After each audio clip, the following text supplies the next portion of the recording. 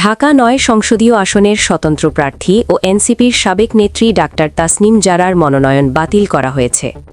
শনিবার ৩ জানুয়ারি বেলা 11:30টার দিকে ঢাকা জেলা রিটার্নিং কর্মকর্তা জারার মনোনয়ন বাতিল ঘোষণা করেন। হলফনামার তথ্য অনুযায়ী ডাক্তার তাসনিম জারা পেশায় একজন চিকিৎসক। চাকরি থেকে তার বার্ষিক আয় ৭,১৩,৩৩৩ টাকা।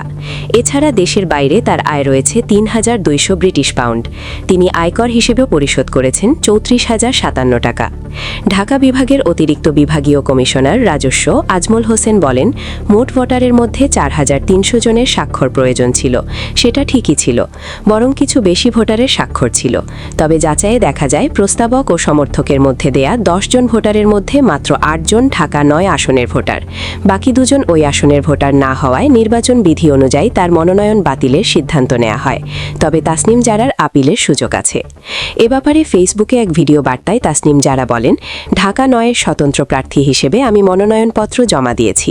আজকে বাছাই পর্বে আমার মনোনয়নপত্র গৃহীত হয়নি। আমরা আপিল করার প্রক্রিয়া আমরা ইতিমধ্যে শুরু করেছি। তাসনিম জারা আরও বলেন, স্বতন্ত্র প্রার্থী হিসেবে ১% ভোটারের স্বাক্ষর জমা দিতে হয়। যে কয়টা স্বাক্ষর প্রয়োজন তার চেয়ে বেশি স্বাক্ষর জমা দিয়েছি। এর মধ্যে ১০ জনের স্বাক্ষর তারা যাচাই করেছে। ১০ জনের স্বাক্ষরের সত্যতা তারা পেয়েছে। এর মধ্যে ২ জন জানতেন তারা ঢাকা ৯-এর ভোটার, কিন্তু নির্বাচন কমিশনের তথ্য অনুযায়ী তারা ঢাকা ৯-এর ভোটার নন। তিনি বলেন, একজনের বাসা খিলগাঁও এবং খিলগাঁওয়ে ঢাকা ৯ এবং ঢাকা ১১ দুটি আসন পড়ে। স্বাক্ষরকারী জানত সে ঢাকা ৯-এর ভোটার এবং সে অনুযায়ী স্বাক্ষর করেছেন। আরেকজনের সাথে থাকা জাতীয় পরিচয়পত্র অনুযায়ী তিনি ঢাকা ৯-এর ভোটার। কয়েক বছর আগে উনি শরীয়তপুরে নির্বাচন কমিশনের ঠিকানা সংশোধনের জন্য আবেদন করেছিলেন, কিন্তু কোনো আপডেট পাননি। নির্বাচন কমিশনের অনলাইন ডাটাবেজ অনুযায়ী দেখা যাচ্ছে তিনি শরীয়তপুরের ভোটার। তাসনিম জারার দাবি, এই দুজনের জানার কোনো উপায় ছিল না তারা কোন আসনের ভোটার।